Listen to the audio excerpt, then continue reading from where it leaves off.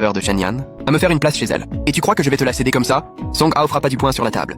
À l'origine, c'est moi qu'elle voulait. Tu as pris ma place et tu voudrais la garder? C'est toi qui as refusé de l'épouser.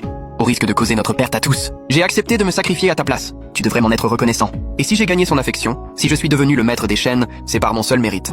Tu penses qu'il te suffit de revenir pour prendre ma place? Tu te révoltes? Je t'ai laissé jouir de ma position 2 ans durant. C'est déjà bien assez. Ma générosité a ses limites. Si tu refuses d'échanger, j'irai trouver Shenyan et je lui dirai tout. Très calme, je me levai. Eh bien, vas-y, raconte-lui tout. Nous verrons bien qui sera le plus perdant. J'ai enregistré notre conversation, le jour où vous m'avez forcé à te remplacer. Je le passerai à Shenyan. Si nous devons mourir, ce sera ensemble. Soudain, ma mère s'avança et me gifla.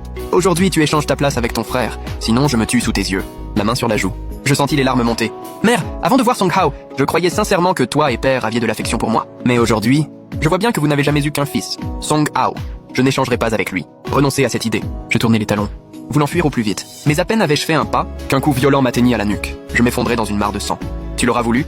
Quand on refuse la manière douce, il faut subir la manière forte. Si tu avais accepté d'échanger sagement, tout cela ne serait pas arrivé. Mes parents étaient en train de me dépouiller de mes vêtements. Quand on frappa à la porte, la famille se figea. Sogo demanda. Qui est-ce? C'est moi, Shenyan. Je tentais de crier, mais mon père me plaqua la main sur la bouche et me traîna dans la chambre. Ah oh, pourquoi n'ouvres-tu pas? Ma mère, sans perdre une seconde, tira le tapis pour couvrir le sang. Song Hao alla enfin ouvrir. Tu es venu? J'étais dans le quartier, alors j'ai pensé passer te prendre. Shenyan fronça les sourcils en le voyant. Ce n'est pas dans cette tenue que tu es arrivé. Je me suis sali, alors j'ai remis des vêtements d'avant. Puisque tu es là, partons.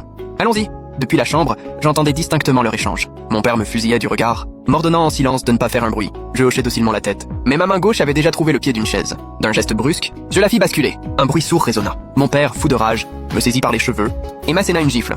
Quel est ce bruit? Shenyan s'immobilisa, se tourna vers la chambre. Song Hao se plaça devant elle. Rien. Le chat a dû renverser une chaise. Shenyan s'approcha de la porte. Elle se baissa, toucha le sol du bout des doigts. C'est du sang.